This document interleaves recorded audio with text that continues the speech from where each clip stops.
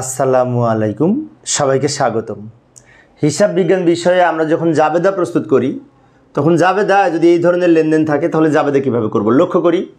জানুয়ারি 1 তারিখে মিস্টার রাজ নগদ 30,000 টাকা ও 10% বিনিয়োগ 60,000 টাকা নিয়ে ব্যবসা শুরু করেন। অর্থাৎ তার হয়তো বিনিয়োগ করা ছিল 60,000 টাকা, সে বিনিয়োগটা ব্যবসাতে নিয়ে আসতেছে, আবার নগদ টাকাও নিয়ে আসতেছে, দিয়ে ব্যবসা শুরু করতেছে। এখন নগদ টাকার সম্পদ, বিনিয়োগের সম্পদ, সম্পদ নিয়ে যদি ব্যবসা শুরু করে তাহলে নিয়মটি হচ্ছে সম্পদের নাম ডেবিট আর দুইটা সম্পদ যোগ করে মূলধন হিসেব ক্রেডিট হবে। তো জাবেদা ছক অঙ্কন করে জাবেদা করি। এই যে নগদান হিসাব ডেবিট, নগদ 30,000 টাকা নিয়ে এসেছে, সেই জন্য নগদান হিসাব ডেবিট 30,000 টাকা। বিনিয়োগ ডেবিট অর্থাৎ নগদান ডেবিট, বিনিয়োগ ডেবিট। নগদে ডেবিট 30,000 টাকা, বিনিয়োগ হিসাব ডেবিট 60,000 টাকা। এই পার্সেন্টেজটা আসলে এখন পার্সেন্টেজের কোনো কাজ হবে না, পার্সেন্টেজের কাজ হবে পরবর্তীতে আমরা যখন আর্থিক বিবরণী প্রস্তুত করব বা সমন্বয় জাবেদা করব, তখন এই পার্সেন্টেজ হিসাব করে সুদ ধরতে হবে।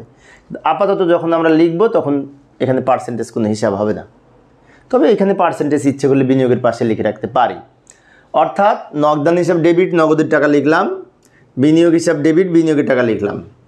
আর এই দুইটা যেহেতু সম্পদ, সম্পদ নিয়ে আসলে মূলধন বৃদ্ধি পায়, সম্পদ নিয়ে আসলে সেই সম্পদটা মালিকের নিজের সম্পদ, তাই মূলধন বৃদ্ধি পায়, তাই মূলধন হিসাব ক্রেডিট হবে। মূলধন হিসাব ক্রেডিট হবে, দুইটা টাকা যোগ করে 90,000 টাকা, দুইটা টাকা যোগ করে 90,000 টাকা। অর্থাৎ দুইটা সম্পদ ডেবিট দিকে লিখব, এই দুটো যোগ করে মূলধন হিসাবের ক্রেডিটে লিখব।